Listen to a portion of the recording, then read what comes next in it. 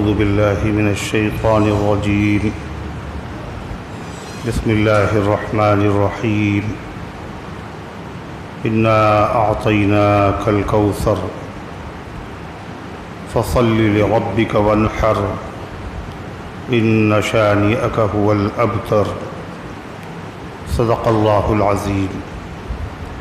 محترم حضرات، سامعین کرام، حاضرین مسجد، عزیزوں اور بزرگوں، یہ ذی الحجہ کا آخری عشرہ ہے اور اس کے آخری ایام ہیں۔ ذی الحجہ کا مہینہ بہت ہی فضیلت والا مہینہ ہے۔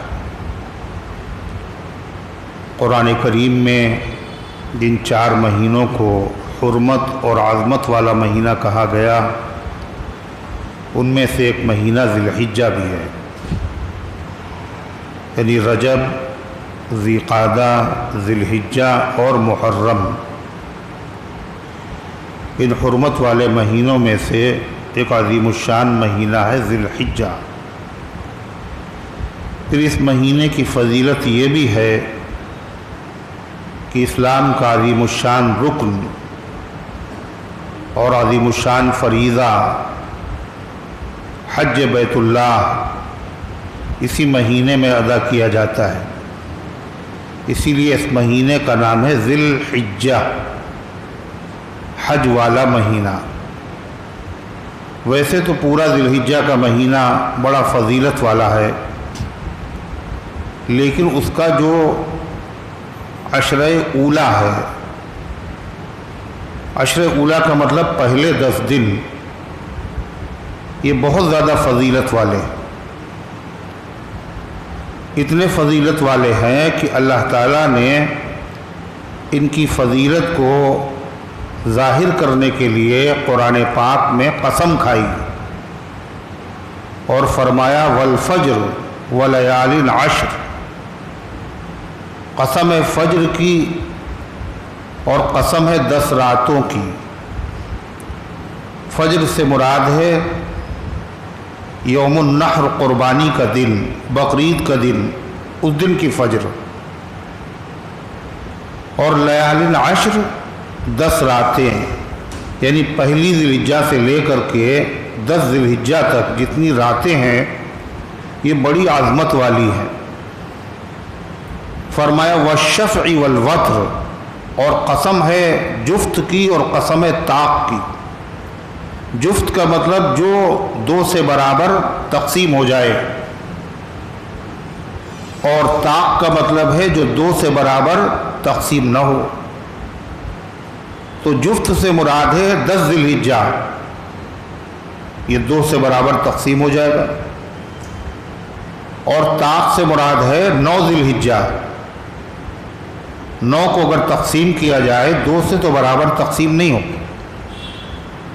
اللہ رب العزت والجلال نے ان مبارک دنوں کی اور راتوں کی عظمت کو ظاہر کرنے کے لیے باقاعدہ قرآن پاک میں قسم کھائی ہے، اور خود نبی کریم صلی اللہ علیہ وسلم نے فرمایا ما من ایام العمل الصالح فیہن احب الی اللہ تعالی من هذه الایام العشر۔ آپ نے فرمایا کوئی دن ایسے نہیں، سال میں کتنے دن ہوتے ہیں؟ 365۔ ان 365 دنوں میں کوئی دن ایسے نہیں جن میں نیک عمل اللہ تعالیٰ کو زیادہ پسند ہو ان 10 دنوں کے مقابلے میں۔ یعنی 365 دنوں میں یہ 10 دن بڑی فضیلت والے، بڑے عظمت والے ہیں۔ اللہ تعالیٰ کو نیک عمل ان سے زیادہ کسی دن میں پسند ہی نہیں۔ اس سے معلوم یہ ہوا کہ یہ 10 دن بڑی فضیلت رکھتے ہیں، حتیٰ کہ رمضان کے مہینے میں جو آخر عشرہ ہے وہ بڑا فضیلت والا ہے۔ تو علماء میں اختلاف ہے کہ آخری عشرہ رمضان کا آخر عشرہ افضل ہے یا ذی الحجہ کا پہلا عشرہ افضل ہے؟ رمضان کے آخری 10 دن افضل ہے یا ذی الحجہ کے پہلے 10 دن افضل ہے؟ یعنی اتنی فضیلت ہے کہ رمضان جیسا مبارک مہینہ اس کا جو آخری عشرہ ہے، جو نہایت ہی فضیلت والا عشرہ ہے، اس کے سلسلے میں بھی علماء میں اختلاف ہوگا وہ افضل ہے یا یہ افضل۔ پھر علماء نے فیصلہ کیا کیا کہ رمضان کا جو آخر عشرہ ہے اس کی راتیں تمام راتوں سے افضل ہیں۔ رمضان کے آخر عشرے کی جو راتیں ہیں وہ سال کے 365 دنوں کی راتوں سے افضل ہیں۔ کیوں؟ اس لیے کہ انہی راتوں میں ایک رات شب قدر کی بھی ہے، اس لیے رمضان کے آخر عشرہ راتوں کے اعتبار سے افضل ہے، اور ذی الحجہ کا جو پہلا عشرہ ہے یہ دنوں کے اعتبار سے افضل ہے، رمضان کے عشرے سے بھی افضل۔ اللہ اکبر! مسلمان اخیر عشرے کی، رمضان کے اخیر عشرے کی فضیلت تو جانتا ہے، مگر زیادہ تر مسلمان ذی الحجہ کے پہلے عشرے کی فضیلت سے ناواقف ہیں۔ اس کی اہمیت ان لوگوں کی نظر میں دلوں میں نہیں ہے، حالانکہ رمضان کے اخیر عشرے کے دنوں سے بھی ذی الحجہ کے پہلے 10 دن افضل ہیں۔ کیوں؟ اس کی راتیں افضل ہیں، اس لیے کہ ان راتوں میں ایک رات شب قدر کی ہے، اور ذی الحجہ کا پہلے 10 دن اس لیے افضل ہے، ان 10 دنوں میں ایک دن عرفے کا دن ہے۔ کون سا دن؟ عرفے کا دن، یعنی 9 ذی الحجہ، اور 9 ذی الحجہ جو ہے یہ تمام دنوں میں سب سے افضل دن، 365 دنوں میں سب سے افضل جو دن ہے اللہ تعالیٰ کے وہاں وہ کون سا ہے؟ 9 ذی الحجہ۔ اللہ تعالیٰ نے قرآن کریم میں اس دن کی الگ سے قسم کھائی۔ کس دن کی؟ 9 ذی الحجہ کی، عرفے کے دن کی، اور فرمایا وَالسَّمَاءِ ذَاتِ الْبُرُوجِ وَالْيَوْمِ الْمَوْعُودِ وَشَاهِدٍ وَمَشْهُودٍ۔ قسم ہے برجوں والے آسمان کی، قسم ہے برجوں والے آسمان کی، والیوم الموعود، اور وعدہ کیے ہوئے دن کی، اس دن کی جس کا 1,24,000 پیغمبروں نے اپنی امت سے وعدہ کیا ہے، اور وہ دن کون سا دن ہے؟ قیامت کا دن۔ ہر نبی نے بتایا قیامت کے دن اجر و ثواب ملے گا، بدلہ ملے گا۔ یوم الموعود سے مراد ہے قیامت کا دن۔ وَشَاهِدٍ وَمَشْهُودٍ، اور اس دن کی قسم جو حاضر ہوتا ہے، وہ دن جو حاضر ہوتا ہے، اور یہ دن ہر ہفتے میں آتا ہے۔ اس دن سے مراد ہے جمعے کا دن۔ کون سا دن؟ جمعے کا دن۔ معلوم قیامت کا دن فضیلت والا، جمعے کا دن فضیلت والا، جبھی اللہ نے اس کی قسم کھائی ہے وَمَشْهُودٍ، اور اس دن کی قسم جس میں حاضری ہوتی ہے، اس دن کی قسم جو حاضر نہیں ہوتا بلکہ اس میں حاضری ہوتی ہے۔ ایک خاص مقام پر اسی دن میں پوری دنیا، پوری کائنات کے لوگ حاضر ہوتے ہیں۔ وہ کون سا دن ہے؟ کون سا دن؟ جمعے کا دن کہا۔ پوری دنیا کے لوگ آتے ہیں جمعے کے دن میں، پوری دنیا کے لوگ، اکناف عالم سے، اطراف عالم سے، ساری دنیا کے لوگ اسی دن میں، اسی تاریخ میں۔ آج وہ تاریخ ہے سعودی عرب میں وہی جس میں ساری دنیا کے لوگ حج کی نیت سے میدان عرفات میں جمع ہوتے ہیں۔ یہی ہے حج کا عظیم رکن، اسی کو حج کہا جاتا ہے، عرفے کے میدان میں ٹھہرنا۔ ایک لمحے بھی اگر آدمی وہاں ٹھہر جائے تو حج ہو گیا، اور اگر عرفے کے میدان میں نہیں پہنچا اس نے سب کچھ، سارے افعال حج ادا کیے مگر اس کا حج نہیں ہوگا۔ اگر وہ 24 گھنٹے میں، خالی دن میں نہیں، عجیب معاملہ ہے، वैसे तो रात पहले आती है और दिन बाद में आता है, मगर ये अरफे का दिन ऐसा है, इनमें दिन पहले आता है, रात बाद में आती है। यानी अगर आदमी जो है वो अशरे ज़िलहिज्जा की रात में, यानी अरफे के दिन की रात में अगर आदमी जो है वहाँ गुजर जाए, सोता हुआ भी अगर गुजर जाए, बीमारी की हालत में भी वहाँ से अगर उसे निकाल दिया जाए, जब भी उसका हज हो जाएगा, मान लिया जाएगा। तो गर्ज़े कि ये अरफे का दिन इतना मोहतम बिशान है, इतना अज़मत वाला दिन है। अल्लाह तबारक व तआला हदीस में आता है, इतने बंदों को जहन्नम से आज़ाद करता है इस दिन। साल के 365 दिनों में किसी दिन में इतने बंदों को जहन्नम से आज़ाद नहीं करता। जब अरफात के मैदान में हुज्जाज जमा होते हैं तो अल्लाह फरिश्तों से कहता है, ये बूढ़े मर्द, बूढ़ी औरतें, माजूर, मुख्तलिफ ज़बानों के बोलने वाले, ज़िंदगी भर इन्होंने अपनी गाढ़ी चमाई जमा की और उसके बाद यहाँ आकर के इस दिन में इस मैदान में आकर के जमा हो गए हैं। मा अरादा हाउला, ये चाहते क्या हैं? अल्लाह फरिश्तों से पूछता है, ये चाहते क्या, इनको हुआ क्या है? फरिश्ते कहते हैं, अल्लाह ये मग़फ़िरत कराने आए।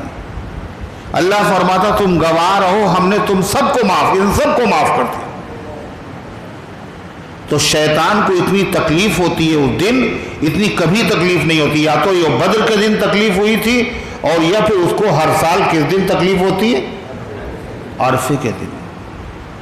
जिंदगी भर गुनाह कराए और अल्लाह ने एक लम्हे में सबको माफ कर दिया। तो अरफे का दिन बड़ा मुबारक है। अल्लाह ताला ने अशरे ज़िलहिज्जा अता फरमाया, और अशरे ज़िलहिज्जा में से 9 ज़िलहिज्जा अरफे का दिन क्या है? ये सबसे अफजल है। अशरे ज़िलहिज्जा अशरे रमज़ान से अफजल, इसके दिन अफजल हैं और उसकी रातें अफजल हैं। उसकी रातों में शब कद्र है, ऐसी रात पूरे साल में नहीं है। और इनके दिनों में, अशरे ज़िलहिज्जा के दिनों में अरफे का दिन है, ऐसा दिन 365 दिनों में कोई दूसरा दिन नहीं। अल्लाह ने ये मुबारक दिन अता फरमाया। नबी करीम सल्लल्लाहु अलैहि वसल्लम ने अमल सालेह, अमल सालेह का मतलब कोई नेक काम। नेक काम क्या है? कुर्बानी खाली है, नमाज, रोज़ा, सदका, तिलावत, गरीबों की मदद, लोगों को खाना खिलाना, बीमारों की आयादत करना, कमज़ोरों की मदद करना, बेवाओं के सर पे दुपट्टे डालना, यतीमों की आंखों से आंसू पोंछना, हर नेक काम उसका सवाब अशरे ज़िलहिज्जा में ज़्यादा होता है। अल्लाह तबारक व तआला को बहुत ज़्यादा पसंद है। तमाम दिनों के मुकाबले में इन दिनों की इबादत अल्लाह ताला को बहुत ज़्यादा पसंद। फरमाया कितनी पसंद है? अल्लाह के नबी सल्लल्लाहु अलैहि वसल्लम ने फरमाया कि हर दिन के रोज़े का सवाब 1 साल के रोज़े के बराबर है। जैसे ज़िलहिज्जा का चांद निकला तो ज़िलहिज्जा की पहली तारीख से लेकर के 9 तारीख तक हर दिन के रोज़े का सवाब कितना है? 1 साल। अगर 9 रोज़े रख लिए उसने तो गोया कि उसने कितने दिन रोज़े रखे? 9 साल तक। ये मामूली है? अल्लाह की कितनी बड़ी नेमत है, कितनी बड़ी नवाजिश है। और फरमाया कि हर रात में इबादत करने का सवाब ऐसे है जैसे शब कद्र की रात में इबादत करना। यानी अल्लाह ताला ने गोया कि 9 ये शब कद्र की रातें अता फरमाई, 10 और फरमाया इनमें भी सबसे फजीलत का दिन अरफे का दिन। और अरफे का दिन सऊदी अरब के एतबार से तो आज है, मगर यहाँ के एतबार से, हर मुल्क के एतबार से अरफे का दिन अलग है। तो यहाँ जो अरफे का दिन है वो कब है? कल, मंगल के दिन। ये दिन बड़ा फजीलत वाला। فرمایا نبی پاک صلی اللہ علیہ وسلم نے کہ جو آدمی عرفے کے دن کا روزہ رکھ لے، صرف عرفے کا دن کا رکھ لے، رکھے پورے دن کے یعنی 9 دنوں کے، اگر نہ رکھ سکے تو عرفے کا رکھ لے۔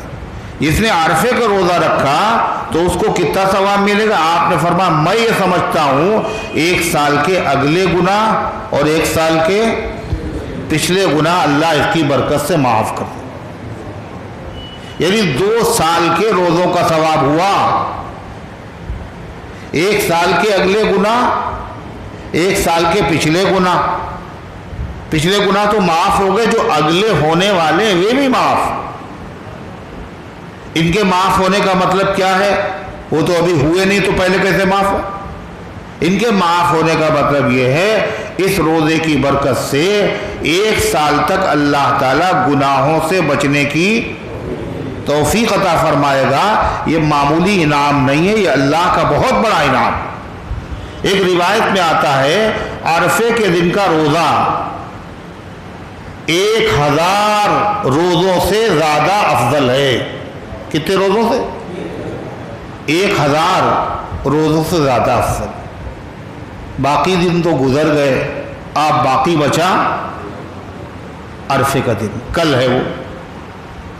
اس سے پہلے بھی عرفے کا دن آیا اور نہ معلوم زندگی میں کتنے آئے، اگر ہم لوگ ان میں روزے رکھتے تو کتنا ثواب مل چکا ہوتا اور کتنے گناہ معاف ہو چکے ہوتے۔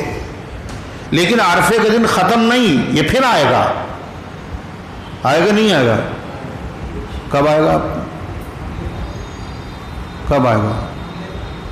اچھا اگلے سال پھر آئے گا، اگلے سال۔ لیکن ہم لوگوں کا اگلے سال ہونا ضروری نہیں ہے، اس لیے وہ تو اگلا سال ہے، میاں کل کا بھروسہ نہیں، اور کل تو بہت دور ہے، پل کا بھروسہ نہیں۔ آگاہ اپنی موت سے کوئی بشر نہیں، اور سامان 100 برس کا ہے، پل کی خبر نہیں۔ اس لیے کیا معلوم پھر یہ نصیب ہو یا نصیب نہ ہو۔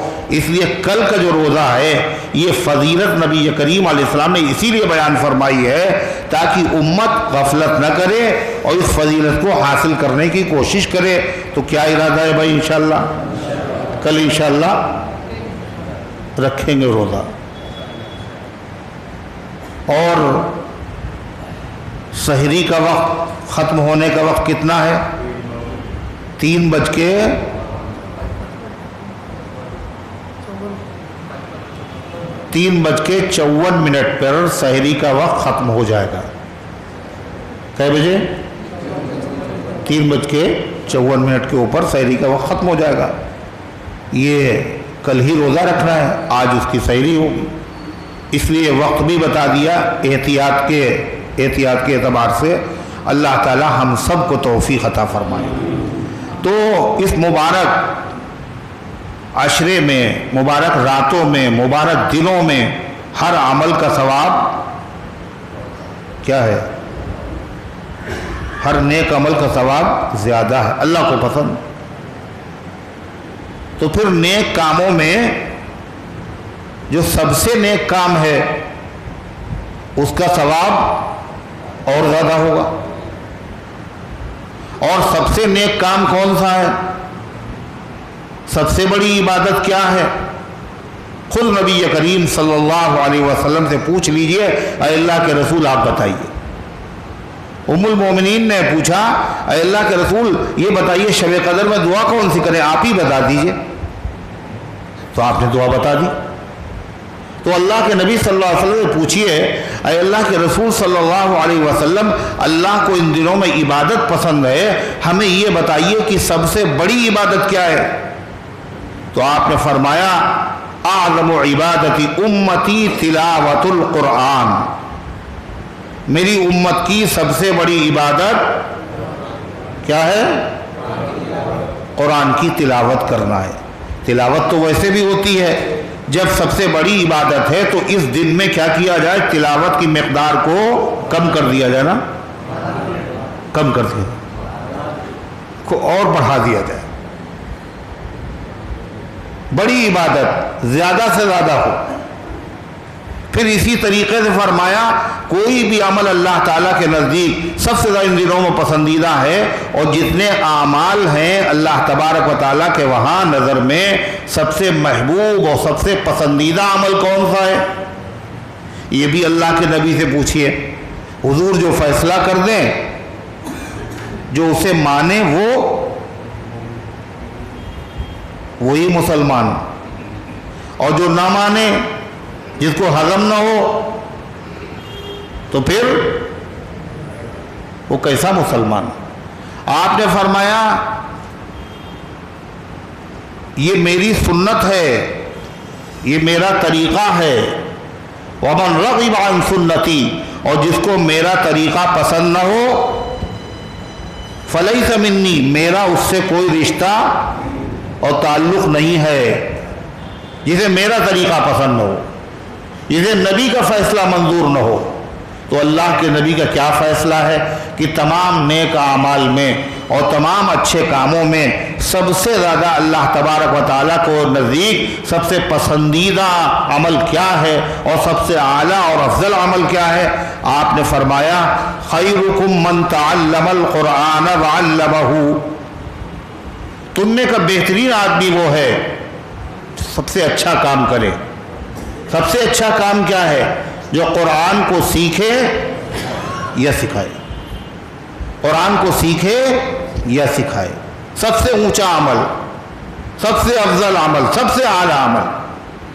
تو اتفاق یہ ہے کہ یہ درس قرآن کیا ہے؟ قرآن کو سیکھنا ہے اور سکھانا ہے۔ یہ اللہ نے کب عطا فرمایا؟ ذی الحجہ کا مہینہ بھی ہے اور عشرِ اولیٰ بھی ہے، اور عشرِ اولیٰ میں کون سی رات ہے؟ یہ 9 ذی الحجہ کی رات ہے۔ اس میں اللہ تعالیٰ نے اس مبارک عمل کو کرنے کی ہم سب کو توفیق عطا فرمائی ہے۔ اللہ تعالیٰ اپنی رحمت سے اس کو قبول بھی فرما لے اور اللہ عمل کرنے کی ہم سب کو توفیق عطا فرمائے۔ اللہ تبارک و تعالیٰ نے کیا ارشاد فرمائی؟ یہ 9 ذی الحجہ جو ہے، اس کی ایک بات اور بھی ہے کہ کل ہے 9 ذی الحجہ، روزہ بھی ہے، اور کل سے تکبیر تشریق بھی شروع ہو۔ تکبیر تشریق، اللہ اکبر اللہ اکبر لا الہ الا اللہ واللہ اکبر اللہ اکبر وللہ الحمد۔ یہ ویسے تو تکبیر پڑھنا یہ پورے عشرہ ذی الحجہ میں روزانہ چلتے پھرتے اٹھتے بیٹھتے مستحب ہے۔ کیا ہے؟ مستحب، افضل۔ کہیں جا رہے تو پڑھتے ہوئے جا رہے، افضل ہے۔ حضرت عبداللہ ابن عمر رضی اللہ عنہ بازار جاتے تھے اور وہاں پڑھتے تھے اللہ اکبر لا الہ الا اللہ واللہ اکبر وللہ الحمد۔ یہ تکبیر والے دن ہیں۔ ایام حج میں وہاں تو تلبیہ کی آواز ہوتی ہر طرف، لبیک اللہم لبیک، اور پوری دنیا میں تکبیر کی آواز ہونا چاہیے، اللہ اکبر لا الہ الا اللہ واللہ اکبر وللہ الحمد۔ یہ پورے ہفتے میں کیا ہے؟ مستحب۔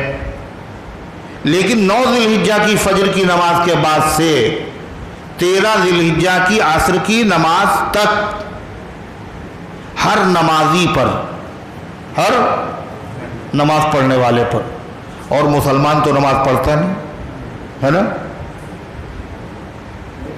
کون مسلمان نہیں پڑھتا نا؟ نماز پڑھنا کس کا کام ہے؟ مسلمانوں ہی کا تو ہے۔ ہر نمازی پر یعنی ہر مسلمان پر فرمایا اقیموا الصلاۃ ولا تکونوا من المشرکین، نماز قائم کرو مشرک نہ بنو۔ قرآن میں اللہ کہہ رہا ہے نماز قائم کرو مشرک نہ بنو۔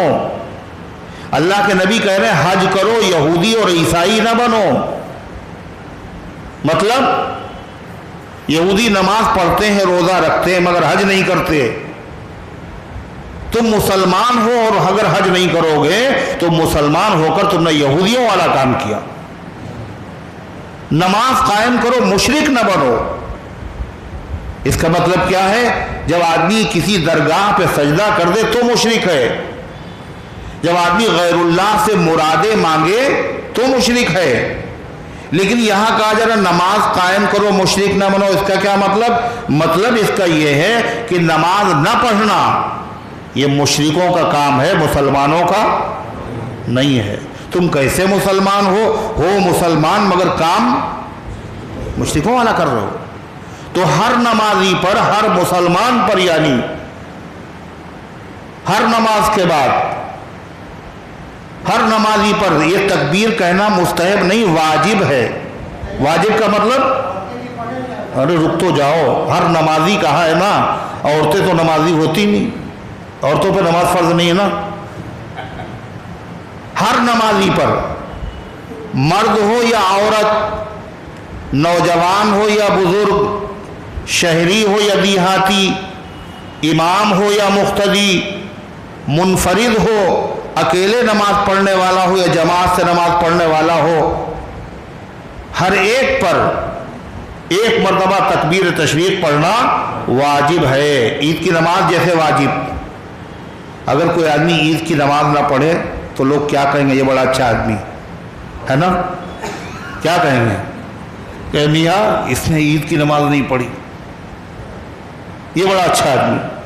لوگ اسے گری ہی نہیں، میاں عید تک کی نہیں پڑھتا، اس نے بقرعید بھی نہیں پڑھی۔ جیسے عید کی نماز واجب ہے، بقرعید کی نماز واجب ہے، اسی طریقے سے ہر فرض نماز کے بعد ایک مرتبہ تکبیر تشریق کہنا بھی واجب ہے۔ واجب کا مطلب فرض ہوتا ہے، اور جو چیز فرض ہوتی ہے اس کو چھوڑنا حرام ہوتا ہے۔ کیا ہوتا ہے؟ حرام۔ نماز فرض ہے، لہذا نماز کا چھوڑنا کیا ہے؟ حرام۔ ان دنوں میں اگر نیک کام کیے جائیں گے تو ثواب زیادہ ہوگا، اور اگر حرام کام کیے جائیں گے تو گناہ بھی زیادہ ہوگا۔ نماز کا چھوڑنا حرام ہے، ایک حرام کام ہو رہا۔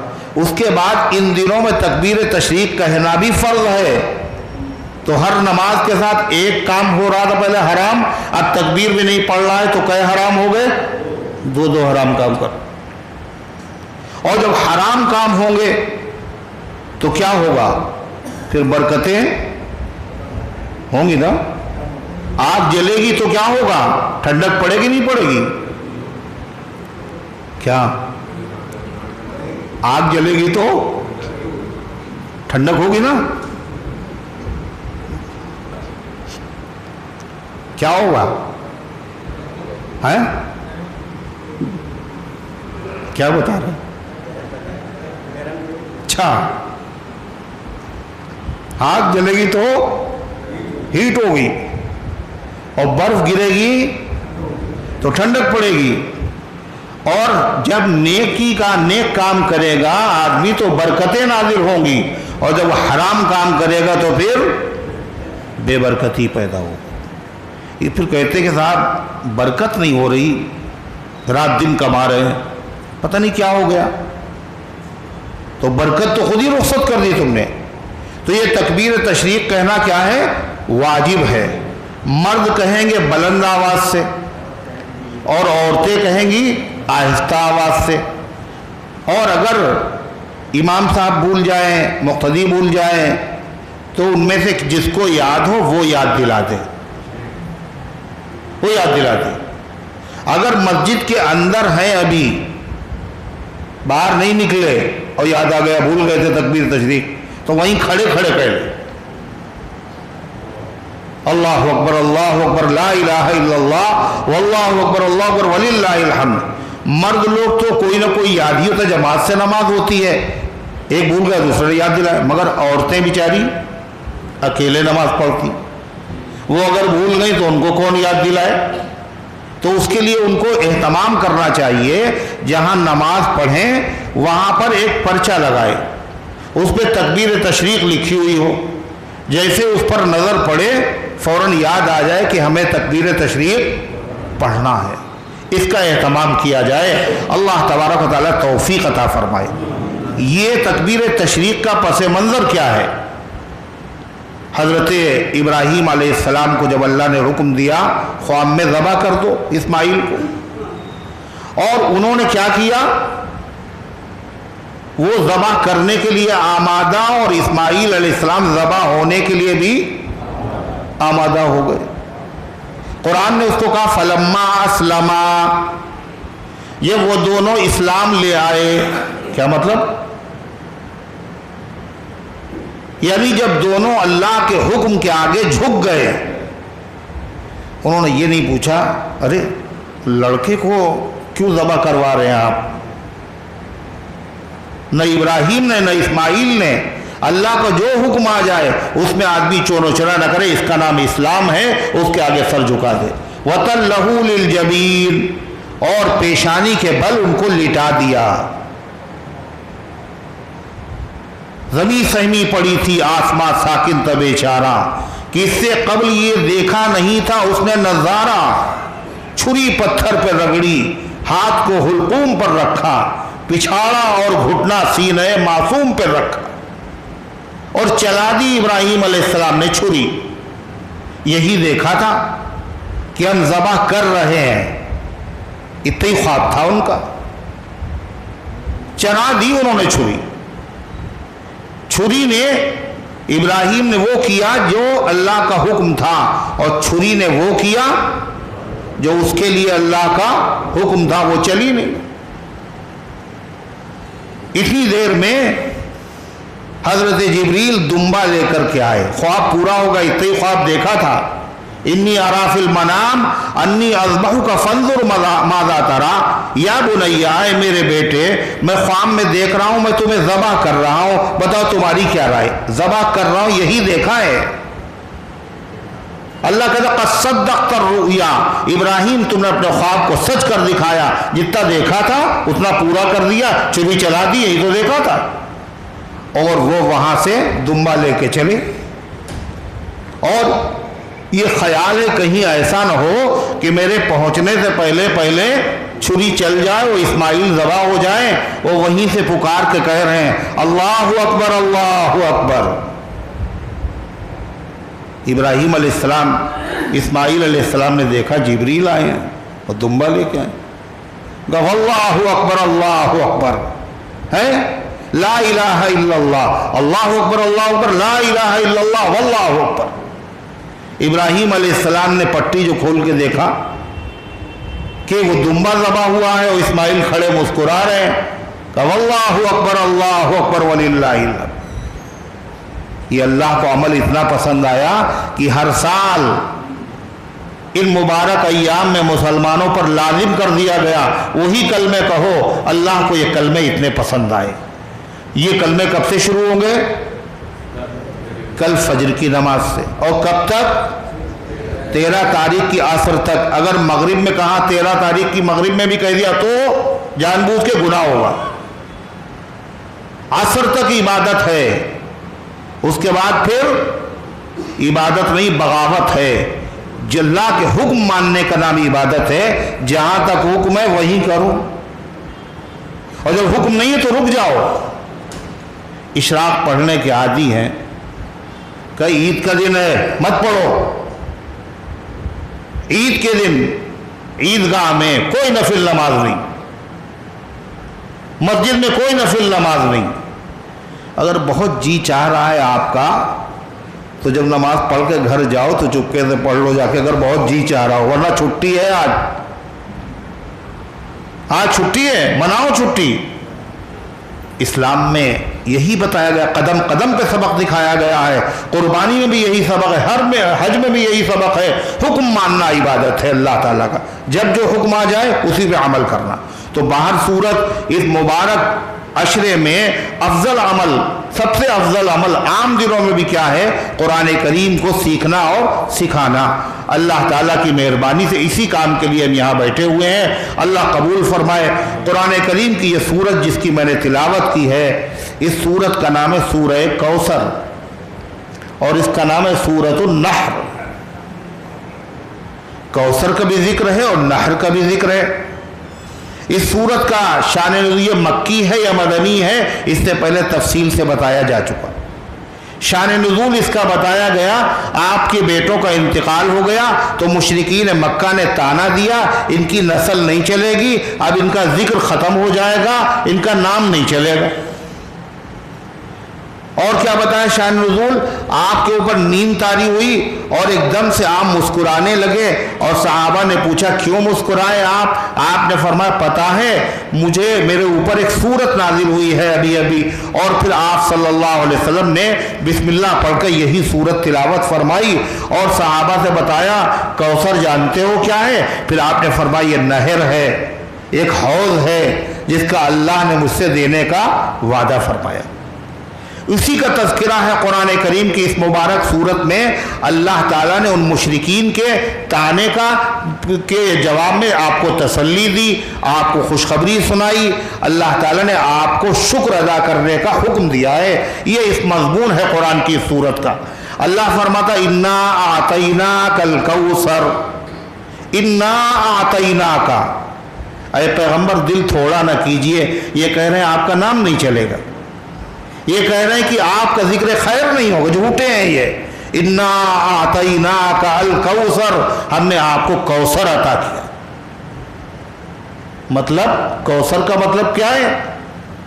26 قول ہیں اس میں کہ کوثر سے مراد کیا ہے۔ کوثر سے مراد نبوت، ایسی نبوت آپ کو دی ہے ایسی کسی کو نبوت نہیں دی۔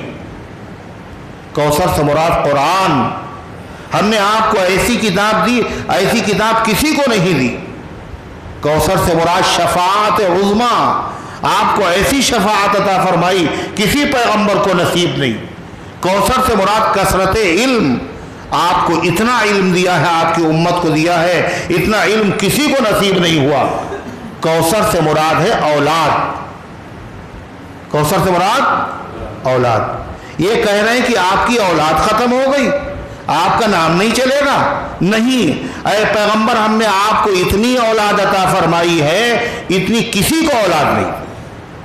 کوثر کہتے ہیں ایسی چیز کو جو بہت زیادہ ہو، تعداد میں زیادہ ہو، عظمت میں زیادہ ہو، قدر میں زیادہ ہو۔ ہم نے آپ کو اتنی اولاد دی ہے، اتنی اولاد ہم نے کسی کو نہیں دی۔ ایک اولاد حقیقی ہوتی ہے، ایک مجازی ہوتی ہے۔ آپ کی حقیقی اولاد بھی ہے، آپ کی بیٹیوں سے آپ کی نسل چلی، اور آپ کی مجازی اولاد بھی ہے۔ ہر مسلمان حضور پاک صلی اللہ علیہ وسلم کی اولاد ہے۔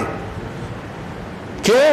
پیغمبر کی جتنی بیویاں ہیں وہ تمام ایمان والوں کی مائیں ہیں، تو پیغمبر کیا ہوا؟ تمام ایمان والوں کا باپ ہوا۔ لہذا حضور پاک صلی اللہ علیہ وسلم کی اولاد، آپ کی امت اتنی ہے، یہ تو کسی بھی پیغمبر کو نصیب، اس کا 10واں حصہ بھی نصیب نہیں ہوا۔ ارے ہے یا نہیں؟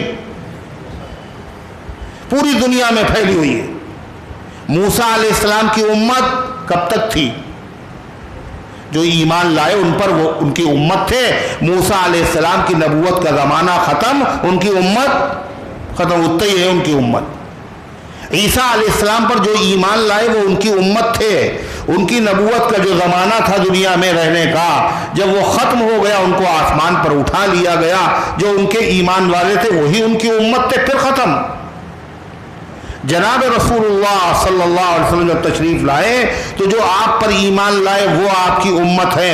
اس کے بعد آپ کی نبوت کا زمانہ ختم نہیں ہوا، قیامت تک جتنے لوگ ہوں گے وہ سب کے سب امتی ہیں جناب محمد رسول اللہ صلی اللہ علیہ وسلم کے، اور آپ کی اولاد ہیں۔ اور حضور پاک علیہ السلام کے صحابہ بھی بہت، کتنے؟ 1,24,000۔ پیغمبر دنیا میں آئے 1,24,000، آپ کے اصحاب کتنے؟ 1,24,000۔ تو اللہ تعالیٰ فرماتا انا اعطیناک الکوثر، یہ کہتے ہیں آپ کا نام مٹ جائے گا؟ آپ کا نام نہیں مٹے گا۔ سب سے زیادہ اللہ کے بعد اگر کسی کا نام پوری دنیا میں، فضاؤں میں، خلاؤں میں، ہواؤں میں، دنیا میں، آخرت میں، آپ کی پیدائش سے پہلے اور آپ کی وفات کے بعد، اور آسمانوں میں، زمین میں، پوری دنیا میں اگر لیا جائے گا تو صرف اور صرف اکیلے آپ کا نام ہے۔ وَرَفَعْنَا لَكَ ذِكْرَكَ، ہم نے آپ کے ذکر کو بلند کیا ہے۔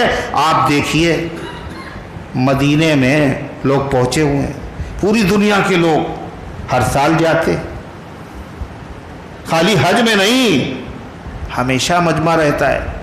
ये सारे लोग क्या करते हैं वहां जाके? आपके रोज़े अक़दस पे जाके सलाम पढ़ रहे नहीं पढ़ रहे? कितनी बड़ी तादाद है, कितनी बड़ी तादाद। अल्लाह अकबर। बादशाह भी हैं, उलमा भी हैं, फुजला भी हैं, अतकिया भी हैं, बुजुर्गान दीन भी हैं, औलिया अल्लाह भी हैं, सब के सब कैसी अल्लाह की रहमतों की। ये कह रहे हैं आपका नाम मिट जाएगा, हमने आपको कौसर अता फरमाया।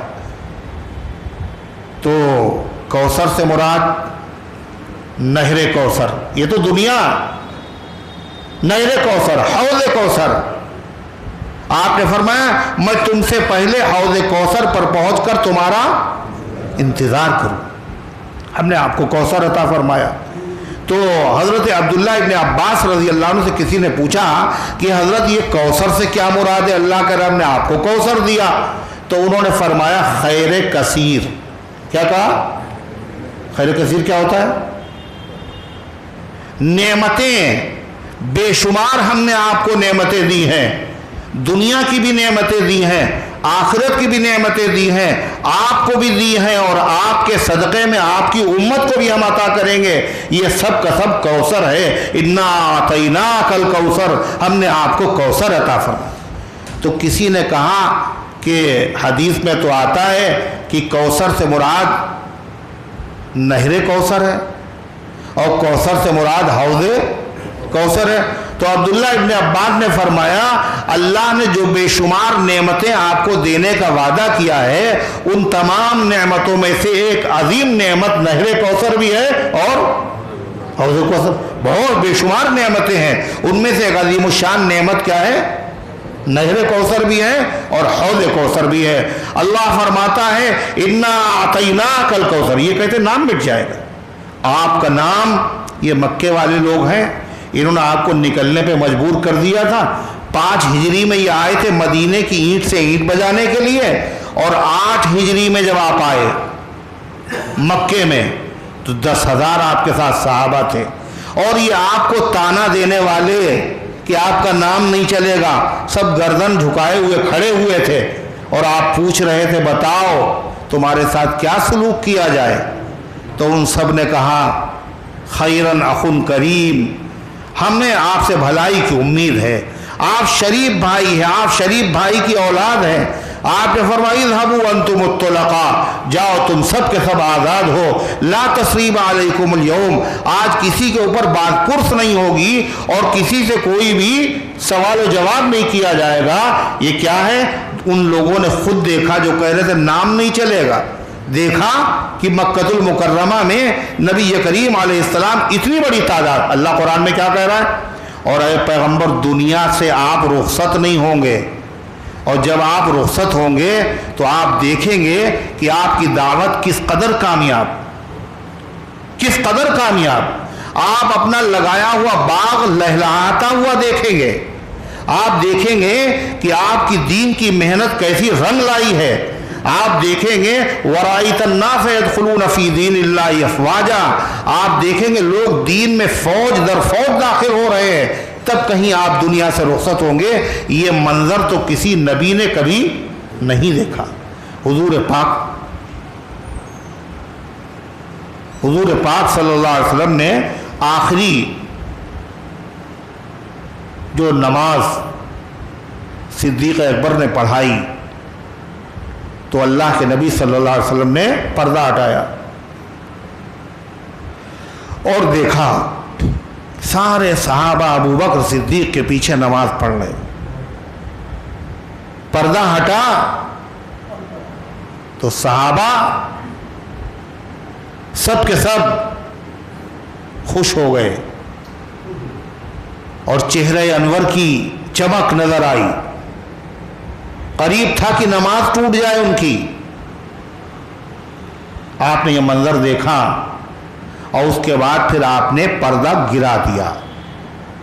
ये आखिरी मर्तबा आपने देखा और आप बेइंतहा खुश हुए कि मेरी उम्मत मेरी मौजूदगी में तो नमाज पढ़ती थी, लेकिन आज मैं यहाँ मौजूद नहीं हूँ, मेरा नायब मौजूद है, मगर मेरी उम्मत नमाज में مشغول ہے، اور کوئی اختلاف نہیں، سب کے سب جس کے پیچھے کھڑا کر دیا سب اس کے پیچھے کھڑے ہوئے۔ تو اللہ فرماتا ہے یہ تو ہے تو دنیا کی نعمتیں ہیں، آخرت میں بھی ہم آپ کو بہت ساری نعمتیں دیں گے۔ ان نعمتوں میں سے ایک نعمت حوض کوثر ہے، ایک نعمت نہر کوثر ہے۔ نہر کوثر کہاں ہے؟ جنت میں۔ حوض کوثر کہاں ہے؟ جنت کے باہر۔ اور ان نعمتوں میں سے شفاعت عظمیٰ ہے۔ شفاعت عظمیٰ سب سے پہلے اللہ کے نبی سفارش کریں، اور ساری دنیا کی مخلوق، ہر نبی کی امت پریشان ہوگی، اس لیے کہ دھوپ، تمازت کا عالم، اور جتنے گناہ اتنا پسینہ، نفسی نفسی کا عالم، سب پریشان ہیں۔ یا اللہ حساب کتاب شروع ہو جائے اور جہاں جانا ہو وہاں چلے جائیں، حساب تو شروع ہو۔ یوم یقوم الناس لرب العالمین، لوگ رب العالمین کے سامنے کھڑے ہوں گے، پریشان، کیا کریں، کس سے کہیں، کہاں جائیں؟ تو ایسے موقع پہ آدمی کیا کرتا؟ اپنے باپ ہی کو دیکھتا ہے، اور تمام انسانوں کے باپ حضرت آدم علیہ السلام ہیں، انہی کے پاس پہنچے، آدم علیہ السلام سے درخواست کی، فرمایا لست لہا، یہ میرا منصب نہیں ہے۔ نوح علیہ السلام کے پاس جاؤ، وہ بھی آدم ثانی ہیں، انہی کی نسل دنیا میں باقی ہے، جو کشتی میں سوار ہوئے تھے 80 افراد ایمان والے، انہی سے دوبارہ دنیا چلی، ورنہ سارے مٹ چکے تھے۔ نوح علیہ السلام یہ معذرت کریں گے، لست لہا، یہ میرا منصب نہیں۔ ابراہیم کے پاس جاؤ، ابراہیم علیہ السلام کے پاس پہنچے، پورے میدان محشر میں ہر نبی کے پاس مارے مارے گھوم رہے ہیں لوگ۔ ابراہیم علیہ السلام بھی کہہ دیں گے لست لہا، میرا منصب۔ تم موسیٰ علیہ السلام کے پاس جاؤ، وہ کلیم اللہ ہیں، وہاں پہنچے، لست لہا، یہ میرا منصب نہیں، میری اوقات نہیں۔ کہیں اللہ نے یہ پوچھ لیا، کہیں اللہ نے یہ سوال، ہر نبی ڈر رہا ہے۔ لیکن تم عیسیٰ کے پاس چلے جاؤ، عیسیٰ علیہ السلام کے پاس پہنچے، لست لہا، یہ میرا منصب نہیں ہے، کہیں اللہ نے یہ سوال کر لیا، تمہاری لوگوں نے پوجا کی تھی، تمہیں لوگوں نے خدا سمجھا تھا۔ ہر پیغمبر ڈر رہا ہے، کہیں اللہ نے پوچھ لیا۔ وہ کہیں گے اچھا تم محمد صلی اللہ علیہ وسلم کے پاس جاؤ۔ اب وہ سارے پیغمبروں کی امتیں اللہ کے نبی کے دروازے پر، حضور پاک صلی اللہ علیہ وسلم کی خدمت میں جب عرض کریں گے تو آپ کیا کہیں گے؟ انا لہا، میں یہ کام کروں گا تمہارا۔ کیوں کہیں گے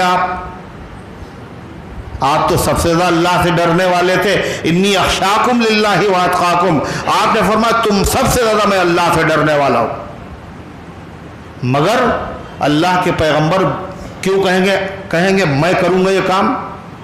اس لیے کہ سارے پیغمبروں کو خطرہ ہے، اور اللہ کے پیغمبر کو وہ خطرہ نہیں ہے۔ دنیا ہی میں اللہ نے اس خطرے سے آپ کو مطمئن کر دیا، اور کیا کہا؟ وَوَضَعْنَا عَنْكَ وِزْرَكَ، اے پیغمبر ہم نے وہ بوجھ آپ کی گردن سے ہٹا دیا جس نے آپ کی پیٹھ کو توڑ کے رکھ دیا تھا، اور وہ یہی تھا۔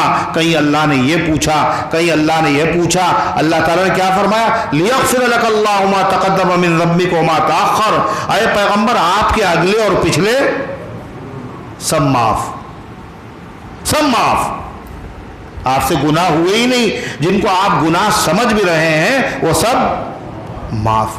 یہ اللہ نے اللہ کے نبی کے علاوہ کسی سے نہیں کہا۔ ہر پیغمبر لرز رہا ہوگا، آپ فرمائیں گے انا لہا، میں یہ کام کروں۔ اور پھر کیسے کریں گے آپ یہ کام؟ عرش اعظم کے پائے کے پاس آپ سجدہ کریں گے، اور ایسا سجدہ، بڑا لمبا سجدہ۔ مسند احمد کی روایت ہے 1 ہفتے تک آپ سجدے میں پڑے رہیں گے۔ کتنا لمبا سجدہ؟ 1 ہفتہ۔ اور بالآخر اللہ تبارک و تعالیٰ کی رحمت متوجہ ہوگی، اور اللہ کی طرف سے کہا جائے گا یا محمد ارفع راسک، اے محمد صلی اللہ علیہ وسلم سر اٹھائیے، سل توتا، مانگیے دیا جائے گا، وشفع تشفع، سفارش کیجئے آپ کی سفارش قبول کی جائے گی۔ सबसे पहले सिफारिश की इजाज़त मिलेगी जनाब मोहम्मद रसूलुल्लाह सल्लल्लाहु अलैहि वसल्लम को। हर उम्मत आपका मकाम देखेगी, हर नबी आपका मकाम देखेगा। ये भी कौसर में शामिल है। इन्ना आतैना कल कौसर, ऐ पैगंबर हमने आपको कौसर अता फरमाया। वो नेमतें भी जो आपको हम देंगे दुनिया में और आखिरत में, और वो नेमतें भी जो आपकी उम्मत को अता फरमाएंगे। नबी करीम अलैहिस्सलाम के सदक़े में आपकी उम्मत को नेमतें मिली नहीं मिली। एक रोज़ा रखेंगे और सवाब कितने रोज़ों का? एक साल के अगले गुनाह, एक साल के पिछले गुनाह माफ। ये नबी का सदका ही तो है। एक रात में इबादत करेंगे और 1000 महीनों से ज़्यादा का सवाब मिलेगा। आपने क्या फरमाया? उतीतु मफातीह शाम, मुझे शाम की चाबियां दी गई। उतीतु मफातीह फारस, मुझे मुल्क फारस की चाबियां दी गई। उतीतु मफातीह यमन, मुझे यमन की चाबियां दी गई। ये यमन और ये फारस, ईरान और ये रूम और शाम अल्लाह के नबी के ज़माने में फतेह नहीं हुआ, हुजूर के ज़माने में फतेह हुआ। ईरान फारूक आजम के ज़माने में अल्लाह के नबी पहले से कह रहे मुझे चाबियां दी गई हैं। अपनी उम्मत से आप वादा कर रहे हैं, लतफ्तहुन्ना फी सबीलिल्लाह कुनूज़ किसरा व कैसर। आप फरमाते खुदा की कसम जिसके कब्जे में मेरी जान है, अपनी उम्मत से फरमाने कैसर और किसरा के खजाने तुम अल्लाह के रास्ते में खर्च करोगे। चाबियां मुझे दी गई, वो चाबी हजरत फारूक आजम के हाथ में दी गई। यानी फारूक आजम के हाथ को मेरा हाथ समझना। अल्लाह के नबी के सदक़े में इस उम्मत को क्या नहीं मिला और क्या नहीं मिल रहा है। अल्लाह फरमाता है इन्ना आतैना कल कौसर, हमने आपको कौसर अता किया। दुनिया और आखिरत की नेमतें, ज़ाहिरी और बातिनी, हकीकी, सूरी और मानवी, हर तरह की नेमतें दी हैं। ये नेमतें हमने किसी को नहीं दी। इन्ना आतैना, हमने दी हैं।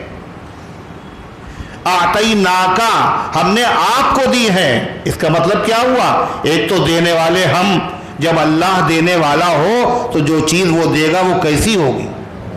आला दर्जे की। फिर आए पैगंबर हमने आपको दी हैं, इसका मतलब आपके अलावा हमने ये नेमतें किसी को नहीं दी हैं। जब हमने आपको दी हैं, सबसे ज़्यादा दी हैं और किसी और को नहीं दी हैं, तो आए पैगंबर इन नेमतों का तकाजा ये है कि आप मेरा शुक्र अदा कीजिए। क्या कीजिए? शुक्र अदा कीजिए। नबी भी शुक्र अदा करे और नबी की उम्मत भी अल्लाह का शुक्र अदा करे। अरे अल्लाह कैसे शुक्र अदा करे? आप ही बताइए हमें। अल्लाह क्या कहता? फसल्लि लिरब्बिका वन्हर, अरे पैगंबर नमाज पढ़िए और कुर्बानी कीजिए। ये है नाज़िमुश्शान नेमतों का शुक्र। नमाज पढ़िए और कुर्बानी कीजिए। पहले नमाज होती है और फिर कुर्बानी होती है। अगर शहर में कहीं नमाज न हो और कोई कुर्बानी कर ले तो वो कुर्बानी उसकी अदा नहीं होगी। फसल्ली, पहले नमाज, वनहर, फिर कुर्बानी कीजिए। नबी करीम सल्लल्लाहु अलैहि वसल्लम का मुबारक ज़माना था। एक सहाबी हैं हज़रत अबू बुरदा इब्न नय्यार, तो नमाज से पहले देखा आपने कि उन्होंने अपने जानवर ज़बह कर दिया। आपने फरमाया ये किसने कुर्बानी की? उन्होंने कहा अल्लाह के रसूल, लोगों को ज़रूरत थी इसलिए मैंने ये कुर्बानी कर दी। आपने फरमाया नहीं, ये कुर्बानी काफ़ी नहीं है, दूसरी करो। नमाज से पहले जिसने कुर्बानी कर दी वो कुर्बानी काफ़ी नहीं, ये सिर्फ गोश्त खाने के लिए है। इससे क्या पता चला? एक कुर्बानी उन्होंने की थी बेचारों ने, अल्लाह के नबी करें फिर से करो, यानी कज़ा करो। इससे क्या पता चला कज़ा किसकी होती है? बताओ, सुन्नत की कज़ा होती है? होती सुन्नत की? नफिल की कज़ा होती नहीं होती। कुर्बानी सुन्नत नहीं, वाजिब है। नहीं अदा हो पाई तो कज़ा करो। फ़र्ज नमाजों की भी कज़ा होगी और वित्र की भी कज़ा होगी, इसलिए कि वित्र की नमाज वाजिब है। तो फरमा पहले कुर्बानी, पहले नमाज और फिर कुर्बानी। अल्लाह के रसूल सल्लल्लाहु अलैहि वसल्लम ने अल्लाह ताला का शुक्र कैसे अदा किया? नमाजें पढ़ी आपने اور کیسی پڑھی نمازیں، اللہ اللہ، آپ کی نمازیں ایسی نماز آپ کی دیکھنے والوں کو آپ پہ ترس آنے لگتا، آپ کے مبارک پیروں پہ ورم آ گیا، پھٹ گئے، خون رسنے لگا، ترس آیا۔ ام المومنین حضرت عائشہ صدیقۃ الکبریٰ رضی اللہ عنہا نے عرض کیا، اے پیغمبر اتنی محنت کی کیا ضرورت ہے؟ آپ کو اللہ نے وہ دیا جو کسی کو نہیں دیا۔ اللہ نے کہہ دیا اگلے پچھلے سب معاف ہے، یہ تو کسی سے نہیں کہا۔ اللہ نے آپ کو کوثر دیا۔ آپ نے فرمایا عائشہ جب اللہ نے ہمیں وہ دیا جو کسی کو نہیں دیا تو شکر بھی ہمیں سب سے زیادہ کرنے کی ضرورت ہے۔ یا عائش افلا اکون عبدا شکورا، اے عائشہ کہ میں اللہ کا شکر گزار بندہ نہ بنوں۔ نبی کریم علیہ السلام خالی فرض نماز نہیں بلکہ حضور پاک صلی اللہ علیہ وسلم کی راتیں نمازوں میں گزر جایا کرتی، ساری رات نماز۔ اور پھر آخر وقت میں تھوڑی دیر کے لیے لیٹے، آپ تہجد پڑھتے تھوڑی دیر کے لیے، اور پھر فجر کی اذان ہو گئی، آپ نے فجر کی سنتیں پڑھی اور مسجد آ گئے۔ ام المومنین فرماتی ہیں کہ اگر میں جاگتی ہوتی تو اللہ کے نبی مجھ سے بات کرتے، اور اگر نہیں جاگتی ہوتی تو حضور پاک صلی اللہ علیہ وسلم تھوڑی دیر لیٹ جاتے فجر سے سنتوں کے۔ تو جو غیر مقلد ہیں وہ بھی فجر کے بعد مسجد میں لیٹ جاتے ہیں۔ کسی نے کہا کاہے کے لیے لیٹتے ہو؟ کل حدیث میں ہے حضور لیٹ جاتے تھے۔ تو کہا یہ دیکھا حضور لیٹ جاتے تھے، یہ نہیں دیکھا کہ حضور ساری رات عبادت کر کے تھک جاتے تھے۔ تم نے تو کچھ بھی عبادت نہیں کی اور لیٹ رہے ہوئے۔ حضرت فاروق اعظم نے کنکریاں ماری، ہٹاؤ ان کو مسجد سے نکالو، یہ مسجد لیٹنے کی جگہ ہے۔ تہجد کی نماز آپ صلی اللہ علیہ وسلم اپنے گھر پہ پڑھ رہے ہیں۔ فصلی لربک وانحر، اے پیغمبر نماز پڑھیے، وانحر اور قربانی کیجئے۔ حضور پاک صلی اللہ علیہ وسلم سے اللہ کا شکر ہے، یہ شکر ادا کیجئے۔ قربانی کیا ہے؟ نعمتوں پر شکر کا ذریعہ ہے۔